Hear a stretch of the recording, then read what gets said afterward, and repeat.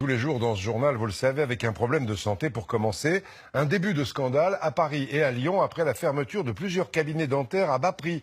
Une trentaine de plaintes déposées depuis le début de l'année par des clients qui avaient payé d'avance et qui se retrouvent bien embêtés, parfois sans dents. D'autres dénoncent la multiplication de soins parfaitement inutiles. Julien Roux avec Frédéric Agnès. Depuis 1 mois et demi, Jean-Paul Blanneau ne parvient plus à joindre son cabinet dentaire. Il a avancé plus de 11 000 € de frais pour se faire poser 13 implants. C'est 5 000 € de moins qu'un cabinet classique. Mais il en paie aujourd'hui le prix fort. Les honoraires ont été encaissés alors que ses soins ne sont toujours pas terminés. Mon premier traitement date du mois d'avril 2012. Traitement qui devait durer 9 mois. Oui, nous sommes en 2016, oui, je sais. En 4 ans de soins, M. Blanneau a tout expérimenté. Le premier docteur a fait les implants d'une façon impeccable, je n'ai rien eu à dire. Et on passait après avec d'autres dentistes. Bon, il y en a une qui a une petite maladresse qui, pour dégager l'implant avec sa fraise, m'a percé le palais, qui a enfoncé l'implant dans le sinus. Donc là, c'est un peu désagréable.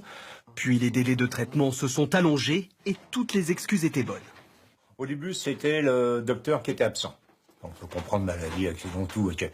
Après, il y a eu le fauteuil du dentiste en panne. Donc, c'est moins facile, c'est vrai. Après, il y a eu les logiciels en panne. Après, ils ont perdu les empreintes. Après, ils ont perdu les prothèses. On a tout eu. Excédé, il a porté plainte et saisi le Conseil de l'Ordre des chirurgiens dentistes, comme une trentaine de personnes en région parisienne. À Lyon, l'Agence régionale de santé a même fermé un cabinet de ce type pour raisons sanitaires.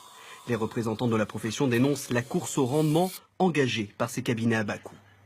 Les chirurgiens dentistes qui sont salariés, eux sont là pour soigner uniquement. Et vous avez à côté des secrétaires commerciales qui vendent aux patients les actes de prothèse. On vend la prothèse comme si c'était un produit de supermarché.